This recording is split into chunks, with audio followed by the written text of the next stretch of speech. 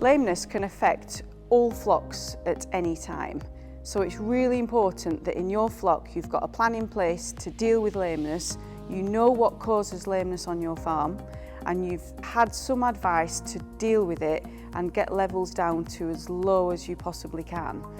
Sheep lameness can be painful for the sheep, it can affect their production, it can affect sheep getting in lamb, it can affect them rearing good quality lambs, and also it can be really difficult and stressful and quite overwhelming sometimes for the farmer to deal with.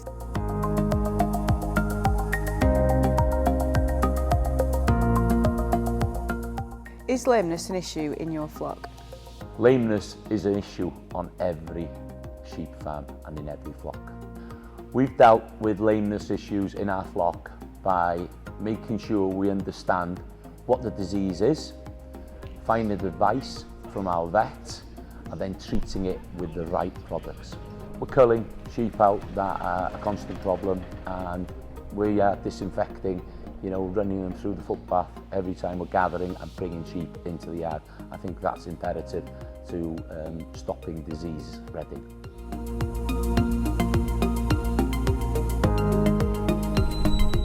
Has lameness been an issue in your flock?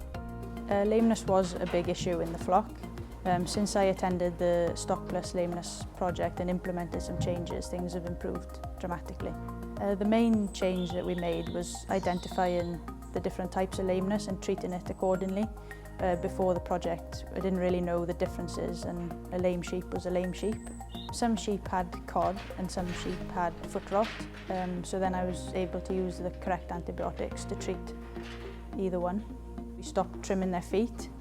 Before the project we used to trim their feet and then inject with antibiotics, but since being part of the project we've totally stopped trimming feet and just inject with antibiotics, and we've had much better results.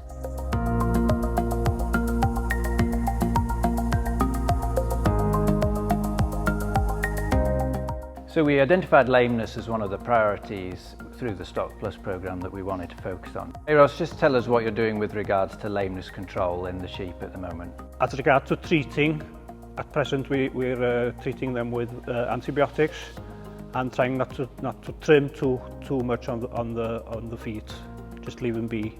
Since then we have been trying to follow the 5-point plan by culling and isolating sheep which are lame. So the 5-point plan is a really useful framework for farmers and vets to work together to control and prevent lameness on their farms, and it's the framework within which I work on farms, particularly the Stock Plus farms where lameness has been a priority.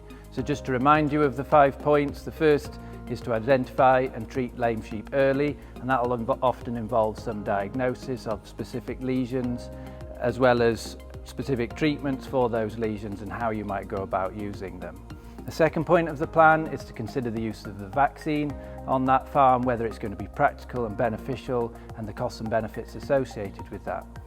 The third point of the plan is to avoid transmission at high traffic areas, particularly around sheep pens or gateways and around feeders, and the specific use of disinfectants or hygiene measures that might be specific and useful to that farm. And then the fourth part of the plan is to cull out repeat offenders, that is those sheep that get 2 or more lameness episodes within a year and they become unprofitable for that farm and also serve as a reservoir of infection to transmit infection on into the rest of the flock. And then the fifth and final part of the plan is to quarantine incoming stock to reduce the bringing in of new bacterial strains, and also within that I try and build in the isolation of affected animals to limit onwards transmission into the rest of the flock. It is possible to have a sheep flock with very low levels of lameness. It may just take some discussion, some planning and a few tweaks to what you're already doing to really reduce those levels of lameness. So we identified 25 lame ewes and we tipped them all up to have a look to see what was causing the lameness, and identified either cod or foot rot.